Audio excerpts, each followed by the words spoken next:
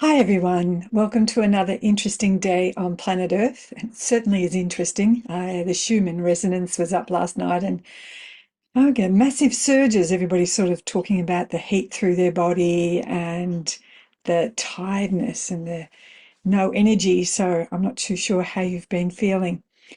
Last night I happened to catch 60 Minutes. Now, I don't normally watch 60 Minutes, but anyway, I looked last night because they were talking about cryotherapy. And if you don't know what cryotherapy in the context of what we're talking about, it's basically when you pass within 2 hours, they administer some special solution to replace the blood, and you are placed into a big still vat where they use carbon dioxide to keep your body in a freezing point until it gets to a stage where they have the technology or where they can actually reverse the technology, because they've perfected being able to freeze people, but they haven't perfected bringing people out. And the whole thought is that, particularly if you have an illness, is that if you were kept for 10 or 50 years or so, then when you wake up, they'd have the solution for you. But in this scenario last night,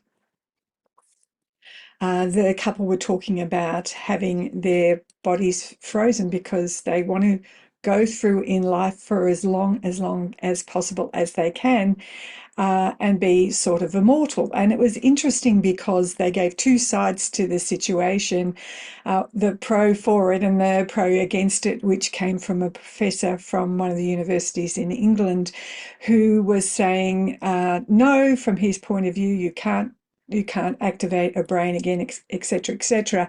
But what was interesting from my point of view was that they were talking very much about the body being just this object that when it has no life in it, then you can't suddenly pump life back into it and get it going again. And so he was very much against that. And it was from a scientific point of view, as if like life ends when you die. There's nothing after that, which certainly had the couple's interest, because they said they felt like life was an adventure. So what is beyond what we already know? And I guess that brings me to my topic today, because over the last few weeks, I've been sharing about the resurrection and eternal life. From now on, it's your reality, from Grigori Grabovoi's book. And it's one of my favorite books because it's got so much detail in there, and not just detail, it has evidence in the back of the book to this technology being true, and not only true, the people who have witnessed it. Now, as I've mentioned before, it's a pretty big topic for most people to get their head around. And so I've been unpacking it sort of on social media in our Facebook group, but also in our New Earth Academy of Eternity classes. We've been discussing what Grabovoi is saying, and not only that, what it means to us, because there is a shift in your mind that has to happen to really understand that we're meant to be immortal. I know I've said this before, everything inside us is designed to live for hundreds and thousands of years. And in fact, history tells us that that is an absolute reality. This whole get old and sick part of our consciousness is being fed by the outer systems who certainly don't want us to step into our greatness. And I know while so much is happening in the outer world that sort of keeps you in the fear of certain things that are happening, like I was reading to my husband about graphene nano-oxide, which is being sprayed in the air to stop the sun from getting through, and a lot of other things to affect our DNA, etc. And so those sort of things really people sort of jump onto and get frightened of, and start to think, we're going to end up in some Armageddon and slowly be poisoned or killed. But that's already happening, and there's people talking about the shift of consciousness and all the rest of it. Where my expertise is to work in the area of the spiritual, to not from a woo-woo point of view, but to give you the science of spirituality so you understand how our reality is constructed. And I was having a conversation with somebody who was asking some questions that were very logical thinking questions. And I had to remind them that firstly, there's information that comes through as light and creates energy and goes into our consciousness that we process mentally, emotionally, chemically, and then physically. And most people are playing in the physical, chemical, energetic space. But where we work with Grabovoi technologies is at the information level. That's the creator level, in line with your soul. And so what my role is to help to bring you more in alignment with your soul, more in alignment with spirit, and understand how this grand organizing designer has created our world and in fact placed everything around us that to restore harmony, and nature is a beautiful example of that.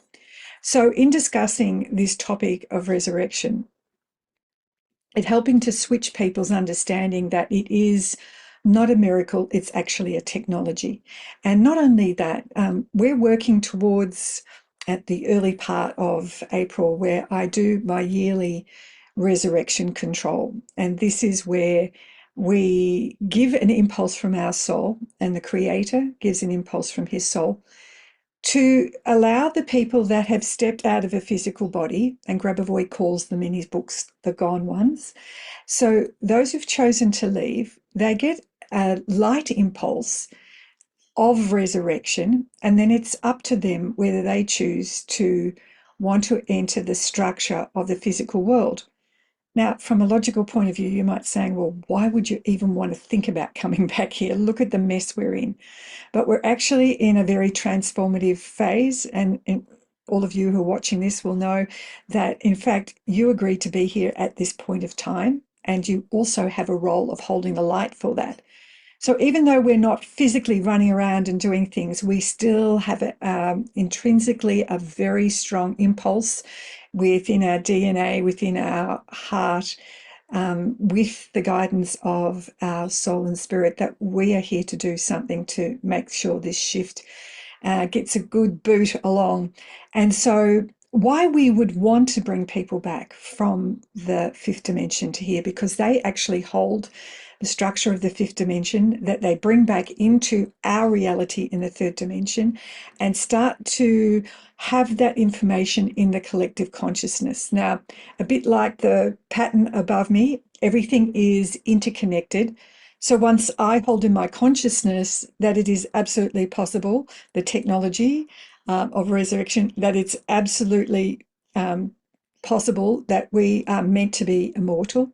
And once you start holding that, and it becomes not just a head thing, but a real heart thing, like you know in your heart this is true, then you hold that structure of that possibility and that reality, so that it starts to impregnate the field. So I thought it was interesting on 60 Minutes, they started talking about immortality last night and trying to play it down as like all we are is this body, there's nothing else.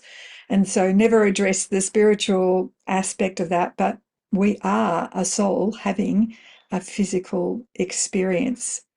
And so what we're doing is addressing that side of it, which people don't sort of go down there too much because of being kept busy in the outer world.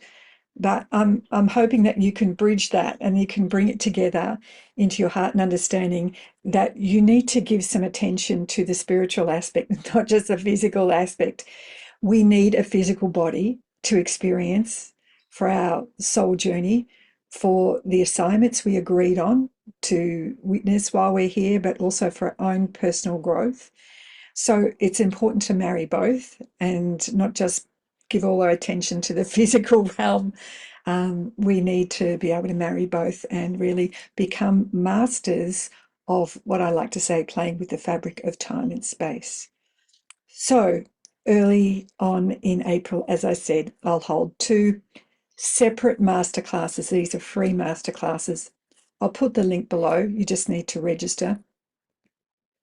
And on that day, we will not go through any teachings at all. We will just purely go into the control for resurrection. So if you don't even understand what's happening, then either jump on one of that book of Grabovoi's. There is an ebook called Resurrection, so you can grab that, or his book Resurrection and Eternal Life from Now On is Our Reality. Or if you want, you can jump on to one of the New Earth Academy classes that I hold every fortnight. And as I said, we're dissecting some of Grabovoi's text, and each fortnightly, we've been going through one of the 50 methods of resurrection in there. So easy to read, or if you want a very experiential one, I take people through the resurrection in the New Earth Academy. You're very welcome to join. Or come and join in the masterclass that I'm going to hold in early April. You'll see the dates below, and then join in that and just be open to listen, because I give instructions that makes it pretty easy for people to understand from a step-by-step process of what we're doing. But it's very much needed. We need our spiritual helpers helping us in this reality. And we have a very strong contingent of helpers in the spiritual realm that are only too willing to assist us in any way. One of the interesting things is, before I go, is, I looked after my father before he passed. He had this interesting smell about him. And I remember when he went into palliative care, I went to the coffee shop, and the very next morning in the coffee shop, I could smell that old man smell. And I sort of looked around and thought, it's interesting, but didn't sort of register. And then decided I'd go off to the hospital. And as I'm walking home, I get a phone call from the hospital that Dad's passed. And I thought it was interesting coincidence. So ever since then, when my dad is around, I can smell this old man smell. And I had a very interesting example just a couple of weeks ago. I could smell Dad consistently over a couple of days. And when he's around, it's usually because there's something to discuss. So I sat down and I just said in my head, I acknowledged him there, and I just said, Dad, what is it that you want to say? And all I heard was the words in my head, it's such a mess. It's all such a mess. Anyway, little conversation about what that was. And that night, without saying anything to my husband, I said to him, who's in the house? And he said, oh, your dad's been here for the last couple of days. And I said, why is he here? And I can ask Brian because he's a gifted clairvoyant. And he said, and he sat there for a second, he said, he's just telling me it's all such a mess. It's such a big mess. And, if anybody ever doubts that you have the spiritual realm communicating with you at all times, then that would have been a good example for it. But I've learnt to trust those little nudges you get, that intuition, and just sit there and acknowledge it. Because what happens when people drop their physical body? They don't go to some limbo or wherever else religion has you, in somewhere waiting to be punished. Basically, they step through a doorway. And even though you can't see them, they still exist all around you. Their consciousness does not go anywhere. Their spirit contracts into soul. Soul sits as a static structure, waiting for an impulse when it can come into a physical body and experience itself again. So I wanted to share that with you because it's a very good example of starting to learn to trust your intuition. And we are always getting support from our invisible helpers, whether it's your guides, whether it's angels if you're into angels, or whoever it is, and your family who are always around there to support you. Anyway, I hope you have a great day and you navigate what's happening in the world with as much heart as you can. And remember to stay in your stillness and have a fabulous day. Bye for now.